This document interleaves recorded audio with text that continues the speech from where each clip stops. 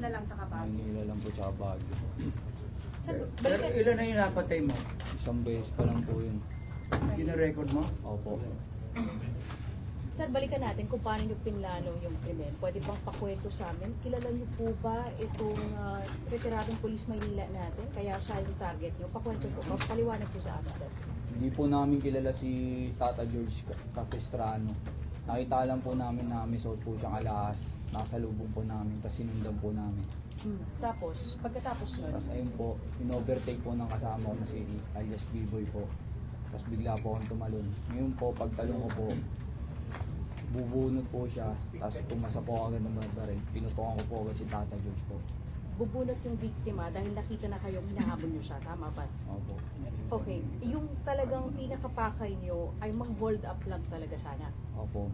Yung alahas mismo ng biktima. Opo. Bakit mo pinatay nyo? Nakita ko po kasi bubunot ko eh. Tapos pinutokan ko na po siya. Itong driver ng getaway vehicle nyo po, ang sabi niya noong nakaraang linggo, hindi niya alam na babarilin nyo yung biktima. Totoo ba? O alam niya na may plano talaga na if talaga may makita kanyang armas itong biktima, ay papatayin, puputukan ng baril? Wala po sa plano yun eh. Yung nalaman po namin may baril, doon po kami naalaman na putokan po eh. Tsaka may baril din po siya, hindi lang po ako yung may baril. Yung driver. Opo. Okay. Pagkatapos nyo na ginawa yon at binaril yung biktima, saan kayo pumunta? Anong una yung ginawa? Dumiretso po kami sa Arayat, Pampanga po. Pagkatapos, Nagbihis po. Tapos ginamot ko po yung sugat ko, yung natamaan ko po. saan ka natamaan? Sa kamay po. Okay. Anong nakuha nyo ulit doon sa biktima natin? Bracelet po, tapos sing-sing, tsaka po isang baril.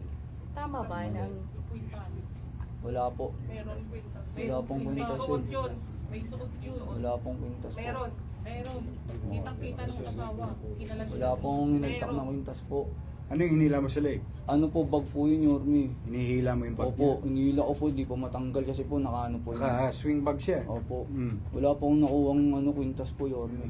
Meron. Nagsasabi po ako ng totoo, bracelet lang po, sing-sing, tsaka po baril po. Asan na yung baril? Inaabor po ni alias B-Boy po. Yung baril na ginamit mo, asan na? Ayun po, Saan? Wala na. na-recover na po. Recover na. magkano lahat ulit yung pinagbentahan nyo doon? Kasi ang sabi, naghatian kayo eh. Opo. Magkano yung nakuha po? Umabot po ng tag 300 po kami. Tag Bali 300,000 600 po kayo. lahat. Ganun po. Saan yung binenta? Si B-Boy po yung nagbenta eh. Pagtimbang po ng alahas po, siya na po nag-dispatcha ng alahas po. Pagkatapos yung maibenta, naghiwalay na kayo nung driver ng getaway vehicle nyo. Saan kayo nagpunta? Dumiretso na po ako sa may bundok po, malapit po sa may Pampanga po. Tapos Pagkatapos, po, in-sprayan ko po agad yung motor ko po na kulay puti. Tapos dire-diretso na po ako sa Cabanatuan papunta po San Mateo. bakit ka pa nagtago? Ilang beses na nanawagan ang lokal na pamahalaan ng Maynila na yun na nga ang nangyari. Nahuli na nga itong kasama niyo po na driver.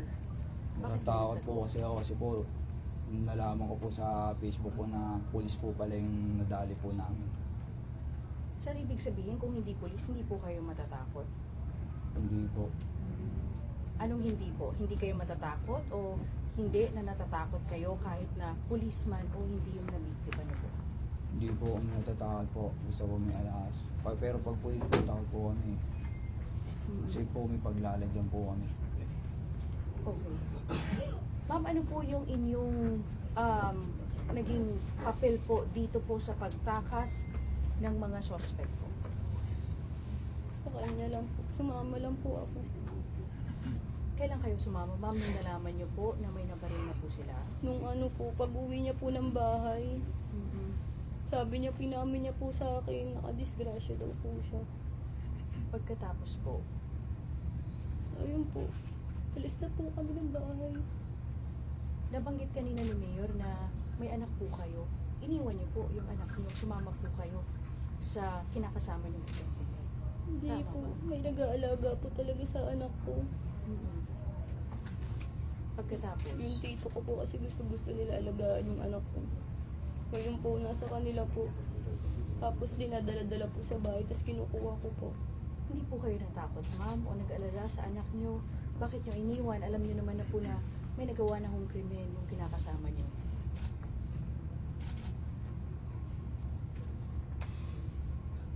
Ano yung nasa isip nyo ng mga panahon na yun, ma'am?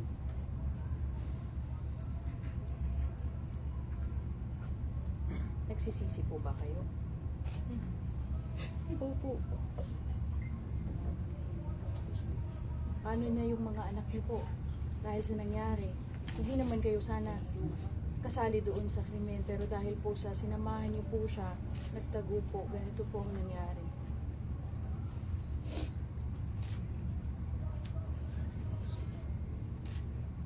Sir, ano po masasabi niyo sa pamilya dahil po sa nangyari? Sa pamilya po ng biktima, lubos ko po pinagsisisihan yung nagawa ko po kay Tata George Capistrano. Hindi ko po inaasahan na ganun po yung mangyayari. Pakailan po namin yung alahas po, hindi po yung buhay.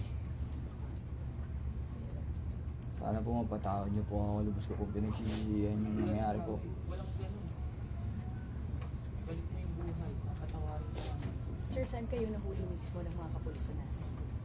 Sa may Laguna po, Santa Rosa, Laguna po sa hotel po.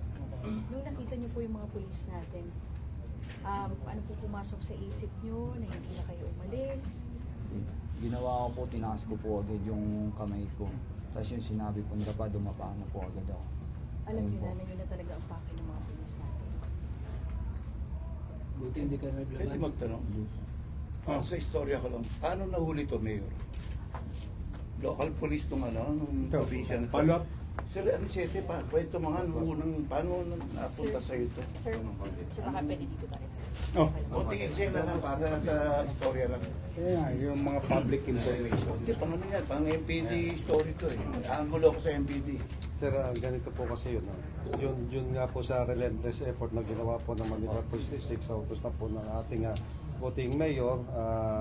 Nagtuloy-tuloy po kami yung painstaking effort po with the help of technical and other human intervention kasi na-locate namin po siya sa series kaya tuloy-tuloy po yung follow-up. Actually, ang talaga i-serve po namin dyan is by yung warrant niya dahil na-file na nga po yung case namin ng robbery with homicide. Ito po, ang nangyari po niyan nung meron na po kaming iniisa-isa ng mga establishment para ma-allocate po sila. Lumabas po itong si kinakasama niya. Na which is kakaiba dahil kasi siya lang po yung naka-face mask. Base po sa mga information namin, talagang lumalakad po sila na naka-face mask na dahil public na po sila, figure na po sila. Makikita at makikilala base na rin po sa panawagan ng ating buting. Kulot eh. Hindi rin po siya sumuko. Unique to. Kaya yun po, nung pumasok ulit siya sa kwarto, inaya niya na po palabas itong si Logie. At yung nga po, paglabas nila, nandyan na si Logie. Inano naman po, sinabihan siya kung sumuko. Nag-ano naman po siya, nag-voluntary, dumupana po siya. At hindi daw po siya lalaban. Hindi nalaban. Hindi po. Ferdinand, clarify ko lang, bahay po yung kanilang pinagsistayan? Parang Hotel, ano siya, sir? hotel po, In. po. In. Okay, mga anong oras po ito at kailan mismo, sir? Kanina po may mga madaling araw, in between po siguro ng 4 to 5 a.m. po. Okay. Robbery with homicide po itong kaso nilang dalawa. Yung case po ni Tata George Capistrano, yan po yung robbery with homicide. Okay. Ang sinundan po namin is yung by virtue na po ng warrant of arrest dahil hindi po siya nakakatin ng hearing doon sa Baguio Mga pala, RTC. before we continue, si Cesar Pakisuyo, tawagan si Major Magalong. Pa-inform na si Mayor Magalong na yung isa sa suspect doon sa incident sa Branch 3. Nandito na kami. Cesar, pa-inform lang si Major Magalong. So sir, may nakuha kayong gamit nung nahuli niyo siya? Pero po, hindi naman po siya nalaban. Sa tingin nga po namin, katulad nga po na sinasabi ng mga information, na armed and dangerous siya. Kaya nung nagkatotokan na po, nag-hit naman po siya, dumapa. Anong klaseng baril, Colonel? Initially po, ito is parang pistol. Pistol. Isa-subject po natin yan sa ballistic examination para po ma-determine kung mag-match po yan doon sa mga ginamit na doon kay Tata George Capistrano. Bali, ilang taon nyo nang ginagawa pa? Kailan kayo nagsimula? Suspect. Yung ano po, yung pagkatas ko po magtago sa Baguio po, sa Bataan. Kailan yun? Anong 4 na taon? beses na po. Hindi, kailan kayo nagsimula? 2000 ano po, 24 ganun. 2024. 2025. Ilang taon ka nun? Nung magsimula ka sa ganyang trabaho? Hindi ko alam eh, kasi po, ngayon po 27 na po ako eh. 27. So simula ngayon, hindi ka pa nakukulong? Hindi ka pa Nakulong na nakukulong? po ako. Kaso ko po puro tep po. Ah, nakaka-yes. Mabababa. Okay, anymore? Ay, sir, wait lang. Yung case niya po, hindi ba pwedeng i-ano sa murder? Kasi di ba, sinadya naman talaga niyang barilin. Magpasa siguro kami, may mga witness naman na bago, magpasa kami ng affidavit para ma-amend. Si Mayor? Si Mayor Magalong. Ano? Saglit lang ha. Mayor Magalong. Hi, Mayor. I have good news for you. Yung isang suspect mo dyan na loko-loko, taga Maynila. Nadali na namin. May warrant to sa branch 3 ng Baguio. Oo, in-update lang kita. Tapos, ipaprocess lang namin. Tapos, at least, send our regards to the victim that, we're happy to be of service to people of Baguio. Mag-iingat ka, ha? Thank you. Okay, sige, bye-bye. At least alam niya na kasi may interest din ng Baguio sa kanya eh. Marami may interest dito actually. Yun yung visa ng pagmamanat pa sa kanya, nagpatuldok yun dahil marami siyang standing warrant eh. Anyway, I feel bad for them but I think it's more than anything else the justice that the family deserve, yung mga biktima nila at yung mga nakaraan nilang biktima, and of course yung future, mukhang magiging ano to eh, lalago to, magkakasungay ito, magiging dragon to mga to. Kasi kita mo, 23 anyos ka nung unang dumiskarte, Mga 24 po. mga 24. Yung mga previous nyo bang na-hold up or nararap, ano yung binibenta nyo din lahat? Binibenta po. Pinaghahati-hatian nyo Opo, rin? inahati Ilan kayo po. sa grupo? 4 po, ganun. Minsan po, kadalasan po, 2 lang po talaga kami. Pero tinuturo ni Vivo, ikaw ang mastermind eh. Yun po yun. Sino talaga nagplano? Nung sino yung sabing barili mo pa? Ako na po. Ikaw na yun. Yung dito kay... Pero hindi po ako mastermind. Yung kay dito kay Tata George, kanino nyo binenta yung alahas niya? Si B-Boy po na po yung nagbenta nun eh. Pinakita lang Sabi po ni Vivo, ikaw daw may hawak eh. Tapos nga, binawasan mo pa raw ng 200 dahil may utang daw siya sa iyo. Hindi po totoo. Hindi, yun ang sinabi niya rito. Kaya 100,000 na lang Oo, napunta yun sa o. kanya. Kita mo, naalala nila. Siguro hindi naman po papayag ng ganun yung Oh, party. exactly. Correct. Magkakabukulan. Hindi, totoo naman, di ba? Hindi uso sa kalsada yung bukulan eh. Suntukan ang aabutin nun pagka nagkabukulan. Pero sabi niya, may utang ka raw siya sa iyo ng 200. Inawas mo. Kaya 100 lang daw nakuha niya. Hindi po totoo yun yun. Sino binukulan niya? Hindi ko alam. Basta yun na sinabi niya rito. Kaya, Nagkabukulan pa. ha? Nagkabukulan pa po sila. Di ba? Narinig ko naman yung sinabi. Si Biboy nagsabi dito. Hindi naman ako nagsabi. Ulap daw ng 200 yung... Binigay mo. Sinigil mo kasi siya ng 200. Kaya sandalan na punta sa kanya. Yung party po namin dun parehas po yun. Yun po yung matotohanan nyo. Anyway, Sir, isang tanong na lang po. sure, go ahead. Yung tanong ng pamilya kasi, ilang beses na po kayong nakulong, may mga kaso kayo. May protector ba kayo? May financer po ba kayo? Kaya nakalabas-pasok po kayo sa kulungan. Wala po. Ibig Ang sabihin, kaso ko lang po, puro tech lang po. Tapos yung iba po, binubuno ko po. Ano po. kaya ka nakakapagpiyansa, nakakalabas. Binubuno ko po. Na ano ko po siya ng matagal. 2024.